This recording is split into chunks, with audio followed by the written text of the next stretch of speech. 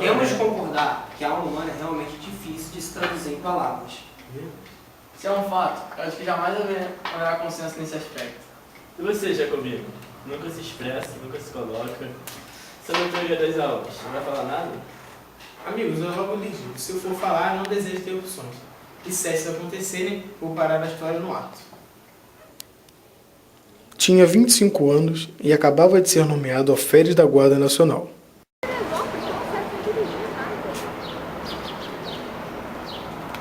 Não imagino o acontecimento que isto foi em nossa casa.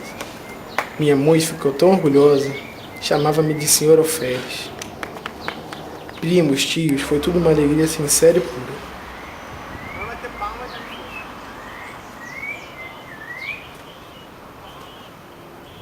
Teve muitas pessoas que ficaram satisfeitas com a nomeação.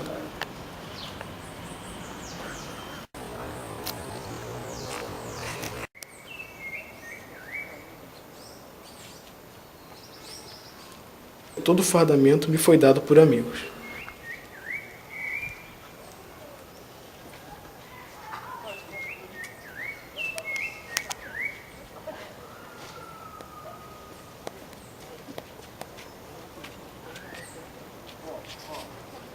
Vai então uma das minhas tias, Dona Marcolina, viúva do capitão Peçanha, que morava muitas léguas da vila, num sítio isolado e solitário, desejou ver-me.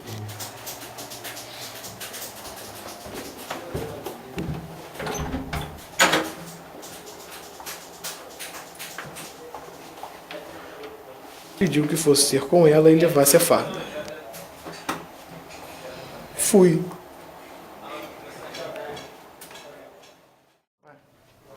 Tia Marcolina apenas me pilhou no sítio. Escreveu a minha mãe dizendo que não me soltava antes de um mês, pelo menos. E abraçava-me, chamava-me também de seu alferes. Achava-me um rapagão bonito. Como era um tanto patusca, chegou a confessar que tinha inveja da moça que houvesse de ser minha mulher. Jurava que em toda a província não havia outro que me superasse. E sempre alferes para cá, alferes para lá. Ainda que pedisse para que não me chamasse de Joãozinho, como dantes. E ela abanava a cabeça, me chamando de Senhor Alferes, Senhor Alferes. Se lhes disser que o entusiasmo da tia Marcolina chegou a ponto de mandar pôr no meu quarto um grande espelho, obra rica e magnífica, que destoava do resto da casa, cuja mobília era modesta e simples. Todos esses carinhos, atenções, obséquios fizeram em mim uma transformação, que o natural sentimento da mocidade ajudou e completou. Imaginem que o alferes eliminou o homem. Durante alguns dias, as duas naturezas equilibraram-se, mas não tardou que a primitiva cedesse à outra. Ficou-me uma parte mínima de humanidade. Aconteceu então que a alma exterior, que era dantes o sol, o ar, o campo, os olhos das moças, mudou de natureza e passou a ser cortesia e os rapapéis da casa.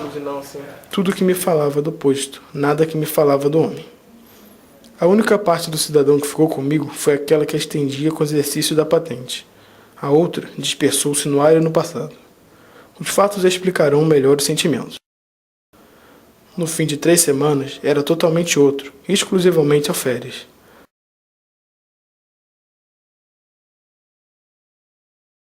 Um dia recebeu a tia Marcolina uma notícia grave. Uma das suas filhas casava com um lavrador residente dali a 5 léguas e estava mal e à morte. Era mãe extremosa, armou logo uma viagem, pediu ao cunhado que fosse com ela e a mim que tomasse conta do sítio. Creio que não fosse aflição, disporia o contrário, deixaria o cunhado e iria comigo, mas o certo é que fiquei só com os poucos escravos da casa. Confesso-lhes que desde logo senti uma grande opressão, alguma coisa semelhante ao efeito de 4 paredes de um cárcere, subitamente levantadas em torno de mim. Era a alma exterior que se reduzia. As horas batiam de século a século no velho relógio da casa, cuja pêndula feria minha alma interior. Um receio não era abstenção deliberada, não tinha motivo, era um impulso inconsciente, um receio de achar-me 1 e 2, ao mesmo tempo naquela casa solitária. E se tal explicação é verdadeira, nada prova melhor a contradição humana, porque no fim de 8 dias, deu-me na veneta olhar para o espelho com o fim justamente de achar-me 2. Olhei e recuei. O próprio vidro parecia conjurado com o resto do universo. Não me estampou a figura nítida inteira, mas vaga, esfumada, difusa, sombra de sombra.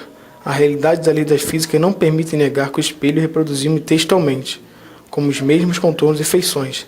Assim devia ter sido. Mas tal não foi a minha sensação. Então tive medo, atribuí o fenômeno à excitação nervosa em que andava.